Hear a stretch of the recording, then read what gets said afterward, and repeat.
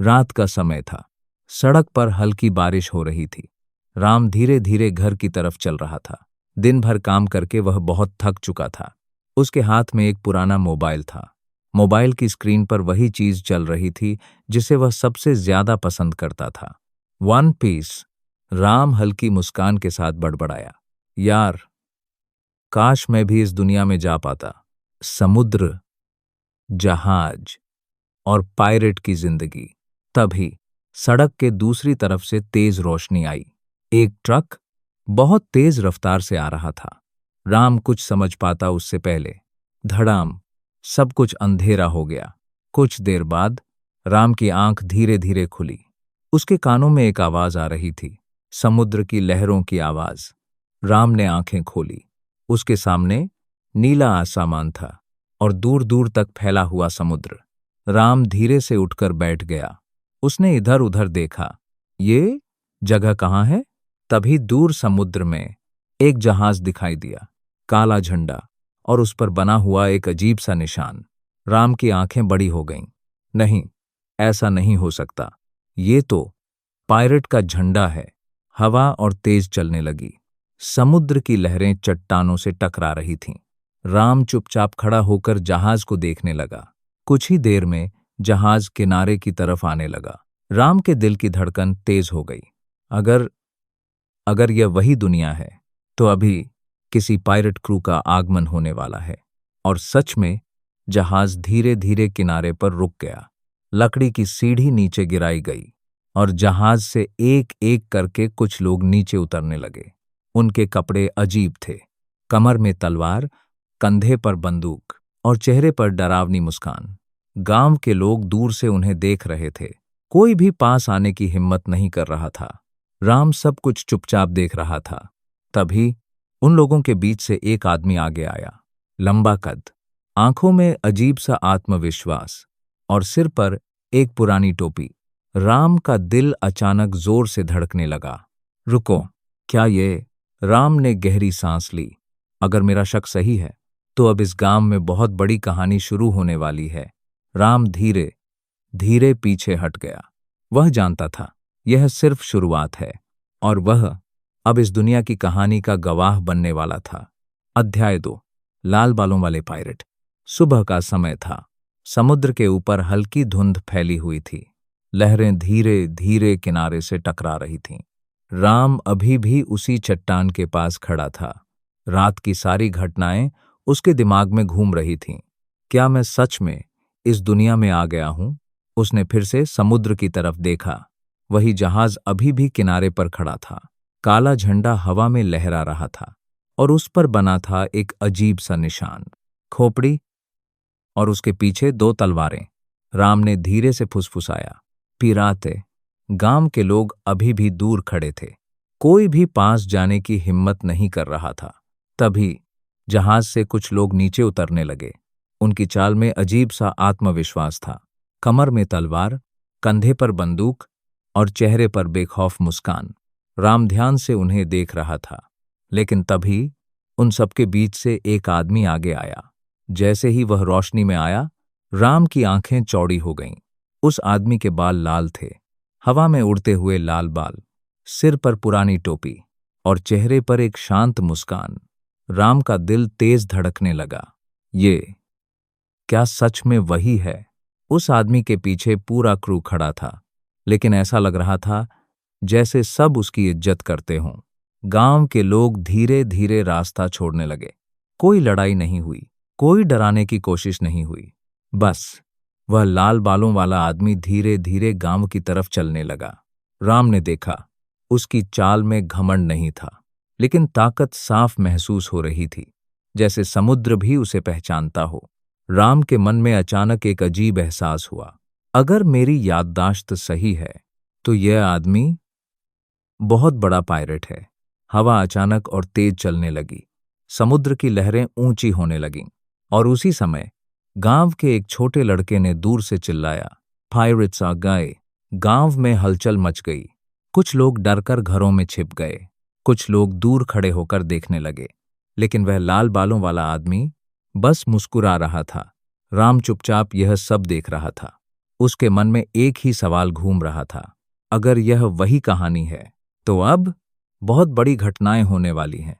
राम ने गहरी सांस ली और धीरे धीरे गांव की तरफ चल पड़ा, क्योंकि उसे पता था अब इस कहानी का असली हिस्सा शुरू होने वाला है और वह अब सिर्फ दर्शक नहीं रहेगा, बल्कि इस दुनिया की हर घटना का गवाह बनेगा। अध्याय 3। रहस्यमयी फल। समुद्र के ऊपर सूरज धीरे धीरे ऊपर चढ़ रहा था। गांव अब पूरी तरह जाग चुका था। लोग अपने काम में लग गए थे, लेकिन उनकी नजरें बार बार उसी दिशा में जा रही थीं, जहां पायरेट का जहाज खड़ा था। राम एक लकड़ी की बाड़ के पास खड़ा था। वह चुपचाप सब कुछ देख रहा था। उसके मन में एक ही सवाल था, क्या सच में मैं उसी दुनिया में हूं जिसकी कहानी मैं मोबाइल में देखता था? उसने जहाज की तरफ देखा। कुछ पायरेट लोग किनारे पर बैठे हौस रहे थे। कोई खाना बना रहा था, कोई शराब की बोतल खोल रहा था, लेकिन उन सब के बीच वह लाल बालों वाला आदमी शांत बैठा था। उसकी आंखें समुद्र की तरफ थीं, जैसे वह कुछ सोच रहा हो। राम ने धीरे से खुद से कहा, ये लोग वैसे नहीं लग रहे जैसे डरावने पायरेट होते हैं। तभी अचानक गांव की तरफ से बच्चों की आवाजें आने लगीं। कुछ बच्चे पायरेट के आसपास खड़े होकर उन्हें देख रहे थे। उनके चेहरों पर डर से ज्यादा उत्सुकता थी। एक छोटा लड़का जोर से बोला, तुम लोग सच में पायरेट हो? क्रू के एक आदमी ने जोर से हौंसते हुए कहा, हाँ, और बहुत खतरनाक भी। बच्चे थोड़ा पीछे हट गए, लेकिन फिर भी हौंसने लगे। राम यह सब देखकर मुस्कुरा दिया। तो कहानी अभी उसी तरह चल रही है। वह धीरे धीरे थोड़ा और पास आ गया। तभी उसकी नजर जहाज से उतारे जा रहे कुछ बक्सों पर पड़ी। लकड़ी के बड़े बड़े बक्से। क्रू के लोग उन्हें सावधानी से नीचे रख रहे थे। एक बक्सा थोड़ा खुल गया और उसी पल राम की आंखें उस पर टिक गईं। अंदर एक अजीब सा फल रखा था। वह फल सामान्य नहीं था। उसकी सतह पर अजीब अजीब घुमावदार निशान थे। रंग भी साधारण नहीं था, जैसे किसी ने उसे जानबूझकर रहस्यमय बनाया हो। राम का दिल अचानक जोर से धड़कने लगा। नहीं, ये वही तो नहीं। उसने तुरंत नजरें घुमाईं। कोई भी उस फल की तरफ ज्यादा ध्यान नहीं दे रहा था, जैसे यह उनके लिए सामान्य चीज हो। लेकिन राम जानता था, यह चीज साधारण नहीं है। अगर उसका शक सही था, तो यह फल पूरी कहानी बदल सकता था। हवा अचानक थोड़ी तेज चलने लगी। समुद्र की लहरें भी ऊंची होने लगीं। राम धीरे धीरे पीछे हट गया।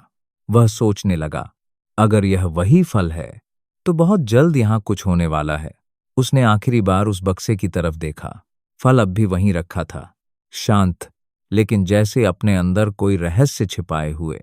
राम ने गहरी सांस ली। अब उसे समझ आने लगा था, यह दुनिया सिर्फ एक कहानी नहीं है, यह असली है, और यहां होने वाली हर घटना बहुत बड़ी बनने वाली है। समुद्र से एक बड़ी लहर किनारे से टकराई। हवा में नमक की खुशबू फैल गई। राम ने आसमान की तरफ देखा।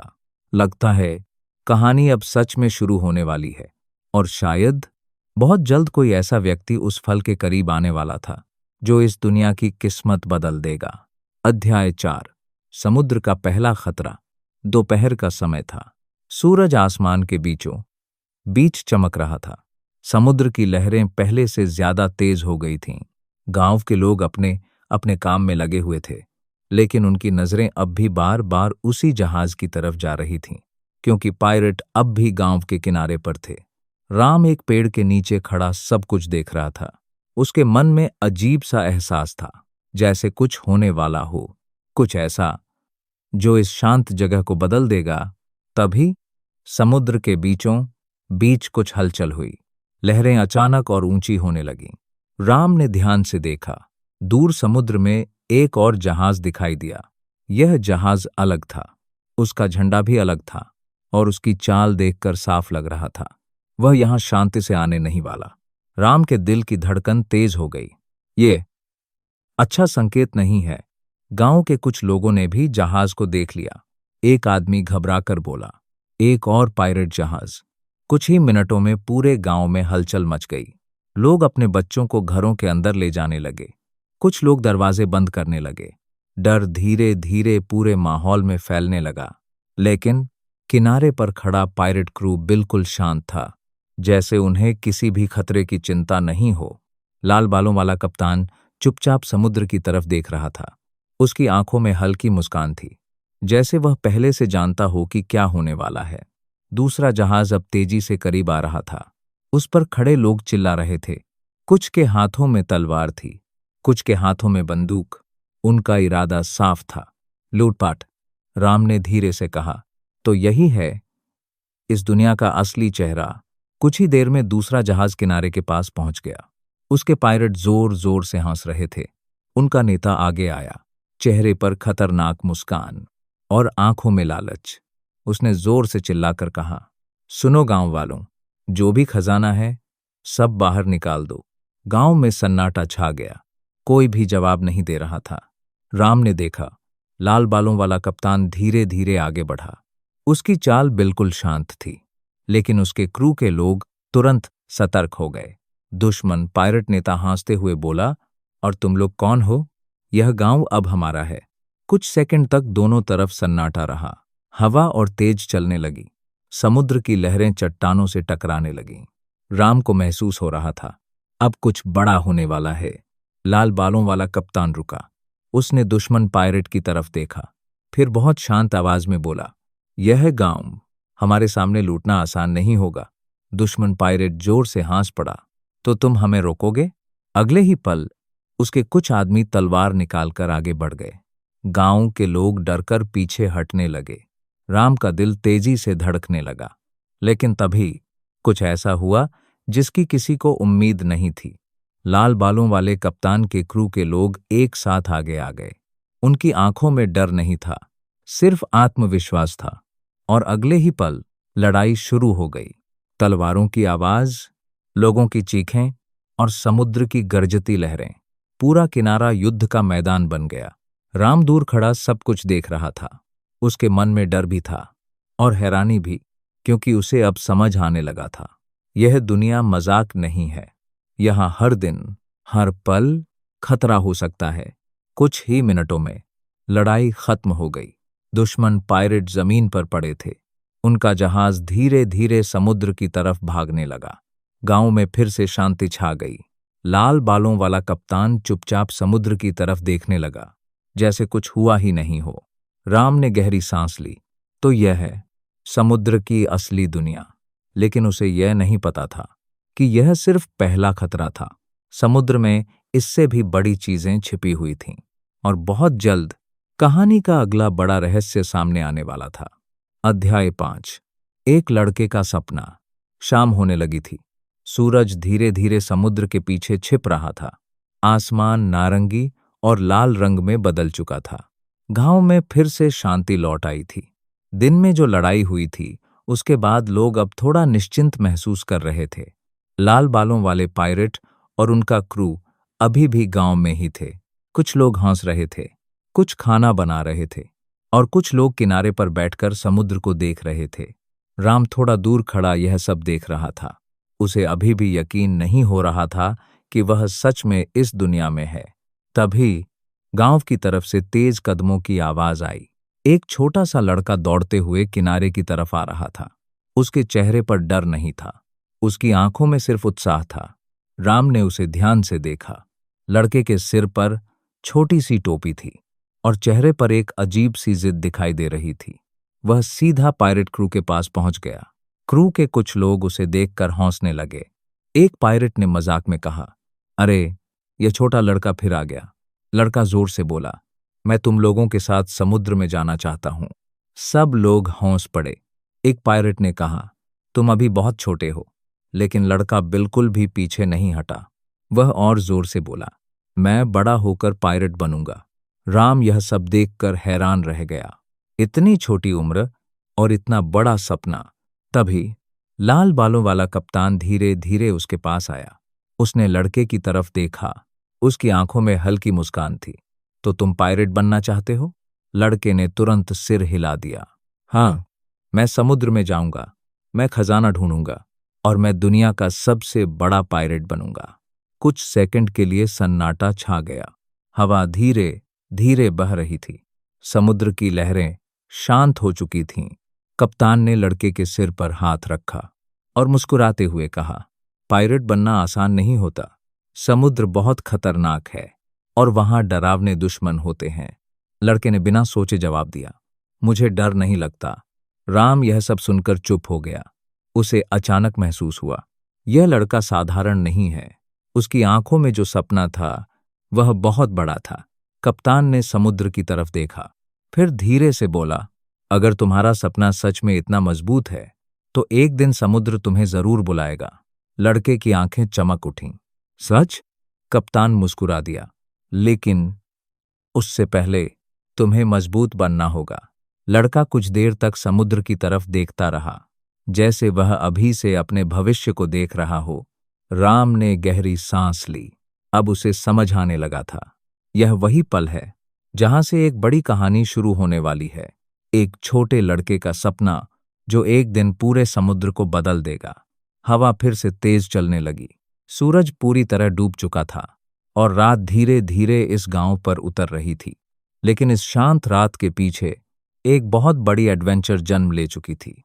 अध्याय 6, रहस्यमयी फल का राज। रात गहरा चुकी थी। आसमान में अनगिनत तारे चमक रहे थे। समुद्र शांत था, लेकिन उसकी लहरों की आवाज अब भी हवा में गूंज रही थी। गांव के ज्यादातर लोग अपने घरों में जा चुके थे। किनारे पर बस कुछ ही लोग बचे थे। लाल बालों वाला पायलट और उसका क्रू आग के चारों तरफ बैठा था। कुछ लोग खाना खा रहे थे, कुछ धीरे धीरे बातें कर रहे थे। राम थोड़ा दूर खड़ा यह सब देख रहा था। उसके दिमाग में एक ही चीज घूम रही थी, वह अजीब सा फल जो उसने दिन में बक्से के अंदर देखा था। राम ने धीरे धीरे जहाज की तरफ कदम बढ़ाए। हवा में नमक की खुशबू घुली हुई थी। जहाज के पास पहुंचते ही उसने देखा, वही लकड़ी का बक्सा अब भी वहीं रखा था, लेकिन इस बार उसके पास 2 पायलट पहरा दे रहे थे। राम ने दूर से ही उस बक्से को देखा। उसके अंदर वही फल रखा था। उसकी सतह पर बने घुमावदार निशान हल्की रोशनी में चमक रहे थे। राम के मन में सवाल उठा, आखिर यह फल इतना खास क्यों है? तभी पीछे से किसी की आवाज आई, उस फल के पास मत जाना। राम अचानक मुड़ा। वही लाल बालों वाला कप्तान उसके पीछे खड़ा था।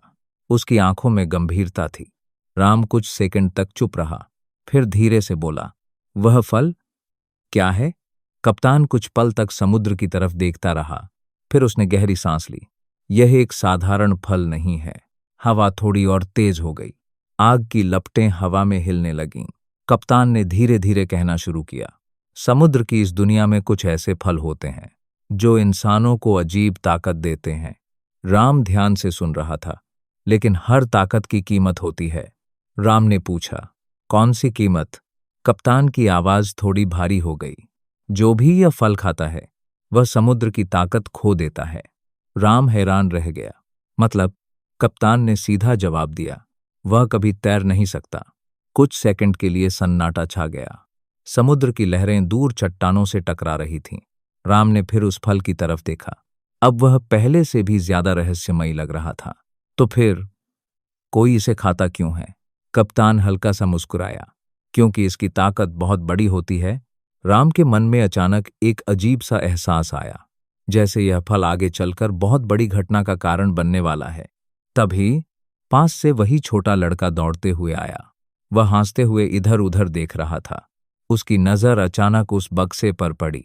राम का दिल धड़क उठा, क्योंकि वह जानता था, अगर वह लड़का उस फल के पास गया तो कहानी पूरी तरह बदल सकती है। हवा और तेज हो गई। आसमान में बादल धीरे धीरे छाने लगे और राम के मन में एक ही सवाल घूमने लगा, क्या यही वह पल है जो इस दुनिया की सबसे बड़ी एडवेंचर की शुरुआत करेगा? अध्याय 7, एक गलती जो इतिहास बदल देगी। सुबह का समय था। सूरज की हल्की किरणें समुद्र के ऊपर चमक रही थीं। लहरें धीरे धीरे किनारे से टकरा रही थीं। गांव फिर से जाग चुका था। लोग अपने रोज के काम में लग गए थे, लेकिन पायलट का जहाज अभी भी किनारे पर खड़ा था। और वही छोटा लड़का आज फिर वहां आ पहुंचा था। उसके चेहरे पर वही जिद थी, वही सपना। राम थोड़ी दूरी से यह सब देख रहा था। उसे कल रात की बात याद आ रही थी, वह रहस्यमयी फल और उसकी खतरनाक ताकत। राम ने मन ही मन सोचा, बस उम्मीद है आज कोई गलती न हो। लेकिन कभी कभी कहानी वही मुड़ती है जहां कोई उम्मीद नहीं करता। छोटा लड़का धीरे धीरे जहाज के पास पहुंचा। क्रू के कुछ लोग हंसते हुए बातें कर रहे थे। किसी ने उस पर खास ध्यान नहीं दिया। वह चुपचाप उस लकड़ी के बक्से के पास पहुंच गया। राम की नजर अचानक उसी तरफ चली गई। उसका दिल तेज धड़कने लगा। नहीं, वह वहीं जा रहा है। बक्सा थोड़ा खुला हुआ था। अंदर वही रहस्यमयी फल रखा था, घुमावदार निशानों वाला अजीब सा फल। लड़के ने उसे ध्यान से देखा। उसकी आंखों में उत्सुकता थी। यह कैसा फल है? उसने धीरे से हाथ बढ़ाया। राम का दिल जैसे रुक गया। रुको! लेकिन उसकी आवाज लड़के तक नहीं पहुंची। लड़के ने फल उठाया। कुछ सेकंड तक उसे घूरता रहा। फिर उसने बिना सोचे एक बड़ा सा काट लिया। एक पल के लिए सब कुछ शांत हो गया। फिर लड़के का चेहरा अजीब सा बन गया। उफ! ये तो बहुत खराब है, वह चिल्लाया। उसने फल को नीचे फेंक दिया, लेकिन देर हो चुकी थी। राम की आंखें चौड़ी हो गईं, क्योंकि वह जानता था अब सब बदल चुका है। कुछ सेकंड तक कुछ नहीं हुआ। फिर अचानक लड़के का शरीर अजीब तरह से हिलने लगा। उसका हाथ अचानक लंबा हो गया, इतना लंबा कि वह जमीन से कई कदम दूर तक पहुंच गया। लड़का खुद भी डर गया। अरे, यह क्या हो रहा है? क्रू के लोग भी हैरान रह गए। किसी ने जोर से कहा, उसने फल खा लिया। वह रहस्यमयी फल। कुछ पायरेट लोग दौड़कर उसके पास आए। लड़का घबराकर अपने हाथ को देख रहा था। वह हाथ अब रबर की तरह खिंच रहा था। राम का दिल जोर से धड़कने लगा। तो यह सच में वही फल था। लाल बालों वाला कप्तान धीरे धीरे आगे आया। उसने लड़के को शांत नजरों से देखा। कुछ सेकंड तक वह कुछ नहीं बोला। फिर उसने गहरी सांस ली। तो आखिरकार यह फल किसी ने खा ही लिया। लड़का अभी भी घबराया हुआ था। मेरे हाथ ऐसे क्यों हो रहे हैं? कप्तान ने धीरे से कहा, क्योंकि अब तुम्हारा शरीर बदल चुका है। हवा अचानक और तेज चलने लगी। समुद्र की लहरें ऊंची होने लगीं। राम को साफ महसूस हो रहा था, यह पल बहुत बड़ा है। एक छोटी सी गलती, लेकिन इसका असर बहुत दूर तक जाएगा, क्योंकि यह वही शुरुआत थी जिससे एक दिन समुद्र की सबसे बड़ी कहानी जन्म लेने वाली थी। अध्याय 8, रबर का शरीर। नया भाग्य। सुबह की हवा समुद्र से होकर गांव तक आ रही थी। लहरें पहले से तेज थीं, लेकिन गांव के किनारे पर खड़े लोग अभी भी उसी एक घटना को लेकर हैरान थे। वही छोटा लड़का जिसने कुछ देर पहले वह रहस्यमयी फल खा लिया था, अब वह जमीन पर खड़ा अपने हाथों को देख रहा था। उसकी आंखों में डर और हैरानी दोनों थे। राम भी कुछ दूरी से यह सब देख रहा था। उसे अब पूरा यकीन हो चुका था, यह वही पल है जहां से इस दुनिया की सबसे बड़ी कहानी शुरू होती है। लड़के ने अपना हाथ आगे किया। जैसे ही उसने हाथ बढ़ाया, उसका हाथ अचानक लंबा हो गया, इतना लंबा कि वह सामने पड़े लकड़ी के बक्से तक पहुंच गया। लड़का खुद ही घबरा गया। अरे! उसने जल्दी से हाथ वापस खींचा, लेकिन हाथ वापस आते आते फिर सिकुड़ गया, जैसे कोई रबर हो। क्रू के कुछ लोग जोर से हंस पड़े। एक पायलट बोला, अब तो यह सच में अजीब बन गया। लेकिन लड़के को मजाक बिल्कुल अच्छा नहीं लगा। वह गुस्से में बोला, मैं अजीब नहीं हूं। लाल बालों वाला कप्तान धीरे धीरे उसके पास आया। उसके चेहरे पर हल्की मुस्कान थी। उसने शांत आवाज में कहा, अब तुम्हारा शरीर रबर जैसा हो गया है। लड़के ने हैरानी से पूछा, रबर? कप्तान ने सिर हिलाया। हाँ, अब तुम्हारा शरीर खिंच सकता है। तुम गिरोगे तो शायद चोट भी नहीं लगेगी। लड़के ने अपने हाथ को फिर से खींचने की कोशिश की। इस बार उसका हाथ और लंबा हो गया। कुछ बच्चे यह देखकर जोर जोर से हंसने लगे, लेकिन अचानक लड़का संतुलन खो बैठा और सीधे जमीन पर गिर पड़ा। धड़ाम! लेकिन उसे चोट नहीं लगी, क्योंकि उसका शरीर सच में रबर जैसा हो गया था। राम यह सब देखकर सोचने लगा, तो यह है उस फल की ताकत। लेकिन उसे कप्तान की बात भी याद थी। इस ताकत की कीमत भी थी। लड़का उठकर खड़ा हुआ। उसने समुद्र की तरफ देखा, फिर कप्तान की तरफ मुड़कर बोला, तो क्या अब मैं और भी मजबूत हो गया हूं? कप्तान हल्का सा हंसा। ताकत तो मिल गई, लेकिन एक चीज खो दी। लड़के ने हैरानी से पूछा, क्या? कप्तान ने समुद्र की तरफ इशारा किया। अब तुम कभी तैर नहीं पाओगे। यह सुनते ही लड़का चुप हो गया। कुछ सेकंड तक हवा भी जैसे रुक गई। समुद्र की लहरें चुपचाप किनारे से टकरा रही थीं। लड़के ने धीरे से कहा, मतलब अगर मैं समुद्र में गिर गया? कप्तान ने गंभीर आवाज में जवाब दिया, तो तुम डूब जाओगे। राम ने यह सुनकर गहरी सांस ली। अब उसे समझ आ गया था, यह ताकत जितनी बड़ी थी, उसकी कीमत भी उतनी ही भारी थी। लेकिन तभी लड़के के चेहरे पर फिर से मुस्कान आ गई।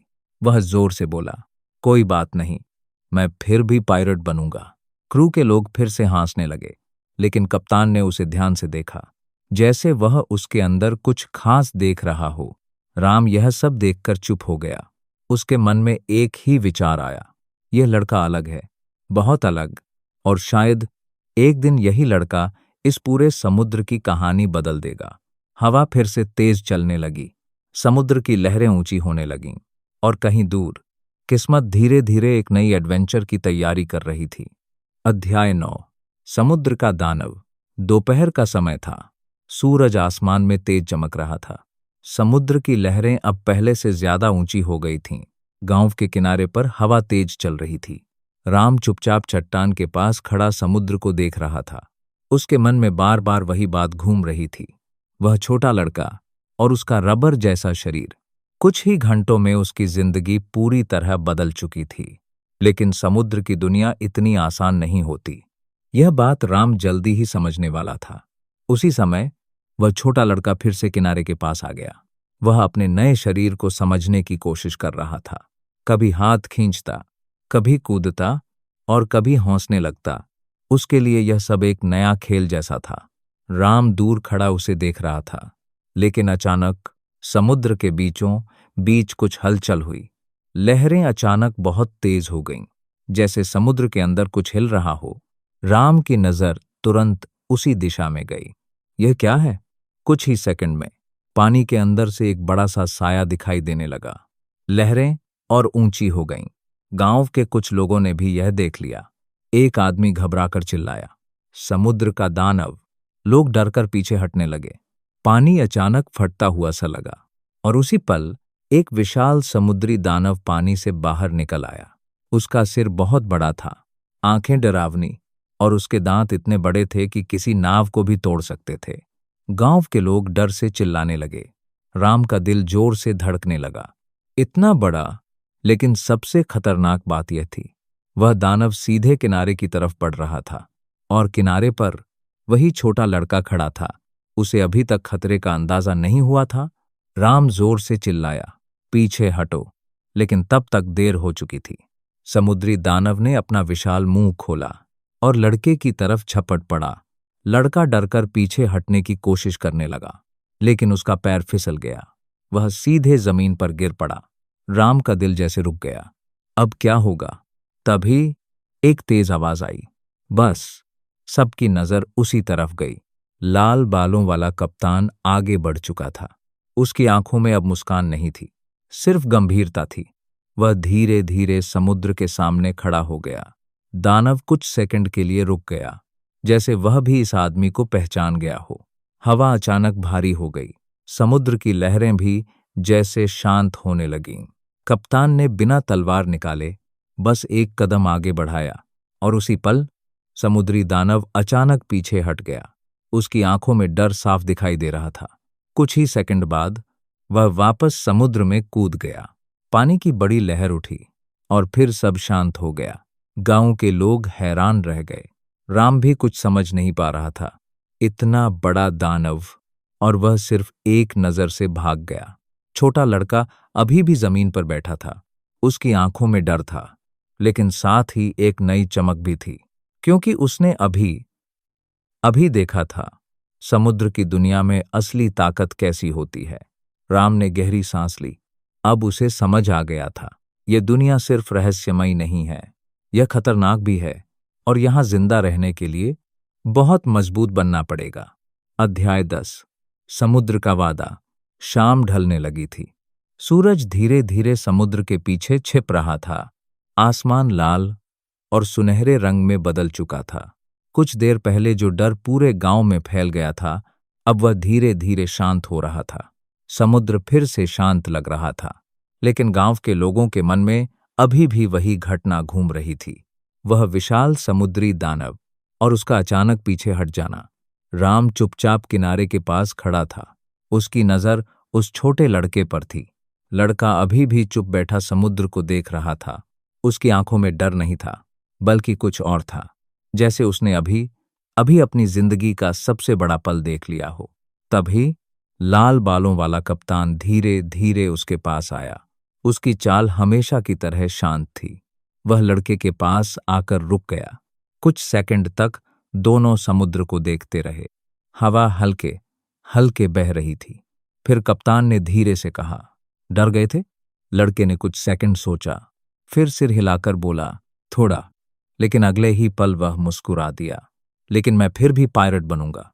कप्तान हल्का सा हंस पड़ा। उसने लड़के को ध्यान से देखा, जैसे वह उसके अंदर की जिद को समझ रहा हो। फिर उसने अपनी टोपी उतारी। वह टोपी पुरानी थी, लेकिन साफ लग रहा था कि वह उसके लिए बहुत खास है। कप्तान ने धीरे से वह टोपी लड़के के सिर पर रख दी। लड़का हैरान रह गया। ये क्या है? कप्तान की आवाज अब पहले से ज्यादा गंभीर थी। यह मेरी सबसे कीमती चीज है। हवा अचानक थोड़ी तेज चलने लगी। टोपी लड़के के सिर पर हल्की सी हिल रही थी। कप्तान ने आगे कहा, इसे संभाल कर रखना, और जब तुम सच में मजबूत हो जाओ तो इसे मुझे वापस देना। लड़के की आंखें चमक उठीं। उसने टोपी को कसकर पकड़ लिया। मैं वादा करता हूं, मैं सबसे बड़ा पायलट बनूंगा और एक दिन समुद्र में आकर तुम्हें ढूंढूंगा। राम यह सब थोड़ी दूरी से देख रहा था। उसके मन में एक अजीब सा एहसास था, जैसे वह इतिहास का एक बहुत बड़ा पल देख रहा हो। कप्तान मुस्कुराया। उसने आखिरी बार समुद्र की तरफ देखा, फिर अपने जहाज की तरफ चल पड़ा। क्रू के लोग भी धीरे धीरे जहाज पर चढ़ने लगे। कुछ ही मिनटों में जहाज ने किनारे से दूरी बनानी शुरू कर दी। लहरें धीरे धीरे उसे दूर ले जा रही थीं। छोटा लड़का किनारे पर खड़ा था। उसके सिर पर वही टोपी थी और उसकी आंखें समुद्र के उस जहाज को देख रही थीं, जो अब धीरे धीरे दूर होता जा रहा था। राम ने गहरी सांस ली। उसे अब समझ आ गया था, यह सिर्फ एक मुलाकात नहीं थी, यह एक वादा था। एक ऐसा वादा जो एक दिन पूरे समुद्र की कहानी बदल देगा। हवा तेज चलने लगी, लहरें ऊंची होने लगीं और दूर जाते जहाज के साथ एक नई एडवेंचर की शुरुआत हो चुकी थी। अध्याय 11। 10 साल बाद। समुद्र हमेशा एक जैसा नहीं रहता। कभी वह शांत होता है और कभी इतना खतरनाक कि सबसे बहादुर इंसान भी डर जाए। लेकिन समय समय कभी नहीं रुकता। दिन महीनों में बदले, महीने सालों में, और धीरे धीरे पूरा एक दशक बीत गया। 10 साल। राम अब भी उसी दुनिया में था, लेकिन अब वह पहले जैसा नहीं रहा। उसने इस समुद्री दुनिया के कई राज देखे थे, खतरनाक पिराते, अजीब ताकतें और समुद्र में छिपे अनगिनत खतरे। लेकिन आज कुछ खास होने वाला था। सुबह का समय था। सूरज की किरणें समुद्र के ऊपर चमक रही थीं। हवा तेज चल रही थी और उसी छोटे से गांव के किनारे एक नौजवान खड़ा था। उसकी आंखों में वही जिद थी, वही चमक जो 10 साल पहले एक छोटे बच्चे की आंखों में थी। अब वह बच्चा बड़ा हो चुका था। उसके शरीर में ताकत थी और उसके चेहरे पर आत्मविश्वास। लेकिन सबसे खास चीज उसके सिर पर थी, वही पुरानी टोपी। राम उसे दूर से देख रहा था और उसके चेहरे पर हल्की मुस्कान आ गई। तो आखिरकार वह दिन आ ही गया। नौजवान ने समुद्र की तरफ देखा। लहरें आज बहुत ऊंची थीं, जैसे समुद्र खुद उसे चुनौती दे रहा हो। लेकिन उसके चेहरे पर डर नहीं था। उसने अपनी मुट्ठी कस ली और जोर से बोला, आज से मेरी समुद्री यात्रा शुरू होती है। गांव के कुछ लोग उसे देख रहे थे, कुछ लोग हंस रहे थे। एक बूढ़ा आदमी बोला, समुद्र मजाक नहीं है, वहां मौत हर कदम पर मिलती है। लेकिन नौजवान बस मुस्कुराया। उसने छोटे से लकड़ी के नाव की रस्सी खोली। वह नाव बहुत साधारण थी, लेकिन उसके लिए वही उसका पहला जहाज था। राम धीरे धीरे उसके पास आया। उसने उस नाव को ध्यान से देखा, फिर समुद्र की तरफ नजर डाली। तो आखिरकार कहानी सच में शुरू हो रही है। नौजवान नाव में चढ़ गया। हवा अचानक तेज हो गई। समुद्र की लहरें ऊंची होने लगीं, जैसे पूरा समुद्र उसकी परीक्षा लेने के लिए तैयार हो। लेकिन उसने एक बार भी पीछे मुड़कर नहीं देखा। उसकी नजर सिर्फ सामने थी, उस अनंत समुद्र पर जहां अनगिनत खजाने छिपे थे, जहां खतरनाक दुश्मन थे और जहां एक दिन वह अपना सपना पूरा करेगा। नौजवान ने जोर से चिल्लाया, मैं दुनिया का सबसे बड़ा पायलट बनूंगा। लहरें उसकी नाव को धीरे धीरे आगे ले जाने लगीं। गांव धीरे धीरे पीछे छूटने लगा। राम किनारे पर खड़ा यह सब देख रहा था। उसने गहरी सांस ली, क्योंकि वह जानता था यह सिर्फ एक यात्रा नहीं है, यह शुरुआत है उस कहानी की जो एक दिन पूरे समुद्र को हिला देगी। अध्याय 12। पहला दुश्मन। सुबह का समय था। समुद्र के ऊपर हल्की धुंध फैली हुई थी।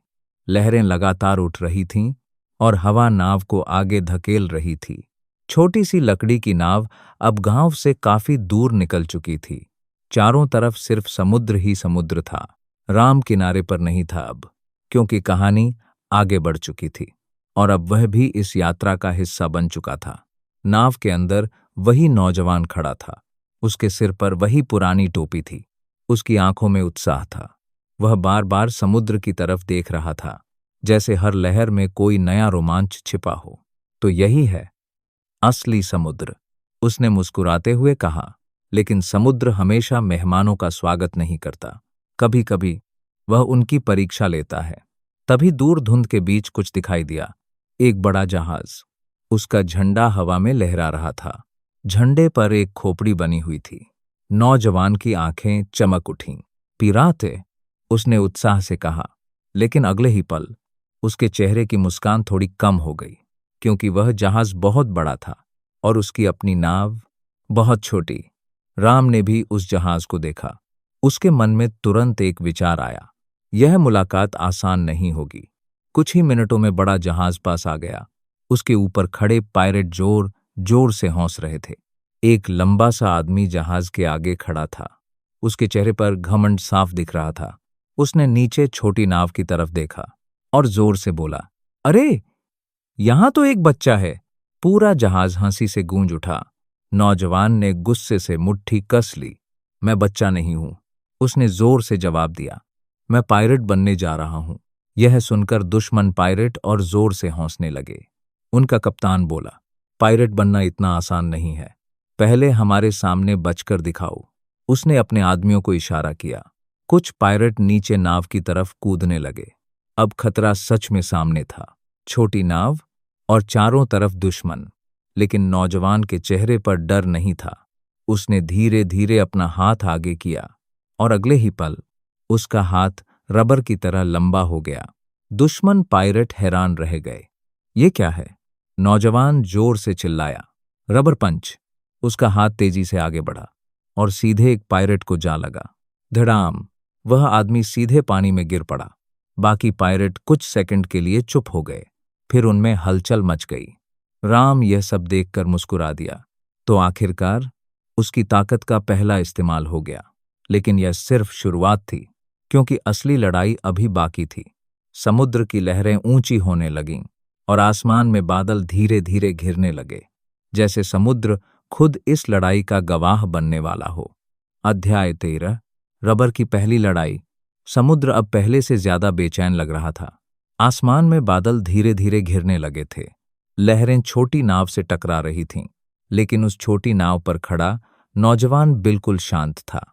उसकी आंखों में डर नहीं था, बल्कि उत्साह था, क्योंकि यह उसकी जिंदगी की पहली असली लड़ाई थी। कुछ ही सेकंड पहले उसने अपने रबर जैसे हाथ से एक पायलट को सीधे समुद्र में फेंक दिया था। बाकी पायलट अब हंस नहीं रहे थे। उनके चेहरों पर अब हैरानी थी। एक पायलट गुस्से में चिल्लाया, यह कोई साधारण लड़का नहीं है। बड़े जहाज के ऊपर खड़ा उनका कप्तान सब कुछ देख रहा था। उसकी आंखें सिकुड़ गईं, जैसे वह इस नए दुश्मन को समझने की कोशिश कर रहा हो। नाव के आसपास 3 पायलट और कूद चुके थे। उनके हाथों में तलवार थी और उनकी नजरें उसी नौजवान पर टिकी हुई थीं। राम दूर से यह सब देख रहा था। उसके दिल की धड़कन तेज हो गई। अब असली परीक्षा शुरू हो गई है। पहला पायलट तलवार लेकर आगे बढ़ा। उसने जोर से वार किया, लेकिन जैसे ही तलवार नीचे आई, नौजवान ने अपना शरीर पीछे खींच लिया। उसका शरीर रबर की तरह मुड़ गया। तलवार हवा में ही रह गई। दूसरे ही पल उसने अपना हाथ पीछे खींचा और फिर जोर से आगे फेंका। रबर पंच। धड़ाम। पहला पायरेट सीधा नाव से बाहर उड़ गया। बाकी दो पायरेट कुछ सेकंड के लिए रुक गए। उनके चेहरे पर अब डर साफ दिख रहा था। लेकिन तभी बड़े जहाज का कप्तान जोर से चिल्लाया, डर क्यों रहे हो? वह अकेला है। यह सुनकर दोनों पायरेट फिर से हमला करने दौड़े। एक ने तलवार उठाई, दूसरे ने पीछे से हमला करने की कोशिश की। लेकिन नौजवान अब तैयार था। उसने दोनों हाथ पीछे खींचे। उसका शरीर खिंचने लगा, जैसे कोई गुलेल पीछे जा रही हो। फिर अचानक उसने दोनों हाथ एक साथ आगे फेंक दिए। रबर डबल पंच। धड़ाम धड़ाम। दोनों पायरेट हवा में उछल गए और सीधे समुद्र में जा गिरे। कुछ ही सेकंड में लड़ाई खत्म हो गई। छोटी नाव पर अब सिर्फ एक ही आदमी खड़ा था, वह नौजवान। उसकी सांस थोड़ी तेज थी, लेकिन उसके चेहरे पर मुस्कान थी। बड़े जहाज के ऊपर खड़ा कप्तान अब गुस्से से उसे देख रहा था। अब उसकी बारी थी। राम ने गहरी सांस ली, क्योंकि अब असली दुश्मन सामने आने वाला था। समुद्र की लहरें और ऊंची होने लगीं, हवा तेज चलने लगी और आसमान के बादल जैसे इस आने वाली लड़ाई का इंतजार कर रहे थे। अध्याय 14। असली कप्तान का हमला। समुद्र अब बिल्कुल शांत नहीं था। आसमान में काले बादल छा चुके थे। तेज हवा छोटी नाव को हिला रही थी, लेकिन उस नाव पर खड़ा नौजवान अभी भी डटा हुआ था। उसके सामने बड़ा पायरेट जहाज था और उस जहाज पर खड़ा था असली दुश्मन, वह पायरेट कप्तान। उसकी आंखों में गुस्सा साफ दिखाई दे रहा था, क्योंकि उसके 3 आदमी अभी अभी समुद्र में गिर चुके थे। जहाज के ऊपर खड़े बाकी पायरेट अब बिल्कुल चुप थे। कप्तान धीरे धीरे आगे बढ़ा। उसके कदम भारी थे, लेकिन उसकी चाल में आत्मविश्वास था। उसने नीचे नाव की तरफ देखा और गुस्से में बोला, तुमने मेरे आदमियों को समुद्र में फेंक दिया। नौजवान ने बिना डरे जवाब दिया, उन्होंने पहले हमला किया था। कप्तान जोर से हंस पड़ा, लेकिन उसकी हंसी में गुस्सा छिपा हुआ था। तुम्हें लगता है कि तुम जीत गए? उसने अपनी तलवार निकाली। तलवार की चमक बिजली की तरह चमकी। अब असली लड़ाई शुरू होगी। राम दूर खड़ा यह सब देख रहा था। उसके मन में एक अजीब सा डर था, क्योंकि यह दुश्मन पहले वालों जैसा नहीं लग रहा था। कप्तान अचानक जहाज से कूद पड़ा। धड़ाम। वह सीधे छोटी नाव पर आ गिरा। नाव जोर से हिल गई। लहरें नाव से टकराने लगीं। दोनों अब आमने सामने खड़े थे। कुछ सेकंड तक कोई भी नहीं हिला। फिर कप्तान ने तलवार घुमाई और बिजली की तेजी से हमला किया। नौजवान ने तुरंत अपना शरीर पीछे खींच लिया। तलवार उसके सामने से गुजर गई, लेकिन कप्तान बहुत तेज था। उसने तुरंत दूसरा वार किया। इस बार तलवार नौजवान के कंधे को छू गई। हल्का सा खून निकल आया। राम का दिल जोर से धड़कने लगा। यह लड़ाई आसान नहीं है। नौजवान ने अपने कंधे को देखा, फिर धीरे से मुस्कुराया। तो अब सच में लड़ाई शुरू हो गई। उसने दोनों हाथ पीछे खींचे। उसका शरीर रबर की तरह खिंचने लगा। हवा और तेज चलने लगी। लहरें नाव से टकराने लगीं। नौजवान ने जोर से चिल्लाया, रबर रॉकेट। उसने खुद को आगे की तरफ फेंक दिया। उसका शरीर तेज रफ्तार से कप्तान की तरफ बढ़ा। कप्तान ने तलवार उठाई, लेकिन इस बार वह थोड़ा देर कर चुका था। धड़ाम। नौजवान का मुक्का सीधे उसके पेट पर लगा। कप्तान पीछे की तरफ उड़ गया और नाव के किनारे से टकरा गया। कुछ सेकंड के लिए सब शांत हो गया। हवा भी जैसे रुक गई। कप्तान धीरे धीरे उठने लगा। उसकी आंखों में अब गुस्सा और भी ज्यादा था। राम ने गहरी सांस ली, क्योंकि यह लड़ाई अभी खत्म नहीं हुई थी। असल में अब असली तूफान आने वाला था। अध्याय 15। समुद्र में पहली जीत। समुद्र पर काले बादल छा चुके थे। हवा अब बहुत तेज चल रही थी। लहरें छोटी नाव से टकरा रही थीं और उसी नाव पर 2 दुश्मन आमने सामने खड़े थे। एक तरफ वह पायरेट कप्तान और दूसरी तरफ वह नौजवान, जिसकी समुद्री यात्रा अभी अभी शुरू हुई थी। राम दूर से यह सब देख रहा था। उसकी नजरें उस लड़ाई पर टिकी हुई थीं। कुछ सेकंड पहले नौजवान का जोरदार मुक्का कप्तान को जा लगा था, लेकिन कप्तान अभी भी खड़ा था। उसने धीरे धीरे अपने मुंह से खून पोंछा, फिर गुस्से से मुस्कुराया। अच्छा वार था। उसने तलवार फिर से कसकर पकड़ ली, लेकिन मुझे हराना इतना आसान नहीं है। हवा और तेज हो गई। लहरें नाव के किनारे से टकराने लगीं। नौजवान ने अपने दोनों हाथ पीछे खींचे। उसका शरीर फिर से रबर की तरह खींचने लगा। लेकिन कप्तान इस बार तैयार था। वह बिजली की तेजी से आगे बढ़ा। तलवार हवा को चीरती हुई आगे आई। नौजवान ने जल्दी से अपने शरीर को झुका लिया। तलवार उसके ऊपर से निकल गई। लेकिन उसी पल नौजवान ने अपना हाथ घुमाया। Rubber whip. उसका हाथ लंबा होकर कप्तान के पैर से टकराया। कप्तान संतुलन खो बैठा। वह कुछ कदम पीछे लड़खड़ा गया। यही मौका था। नौजवान ने दोनों हाथ पीछे खींचे। उसकी आंखों में अब पूरा आत्मविश्वास था। हवा और तेज चलने लगी। समुद्र की लहरें जैसे इस पल का इंतजार कर रही थीं। नौजवान जोर से चिल्लाया, रबर, बुलेट। उसका मुक्का बिजली की तरह आगे बढ़ा। धड़ाम। मुक्का सीधे कप्तान के चेहरे पर लगा। कप्तान हवा में उछल गया और सीधे समुद्र में गिर पड़ा। पानी की एक बड़ी लहर उठी।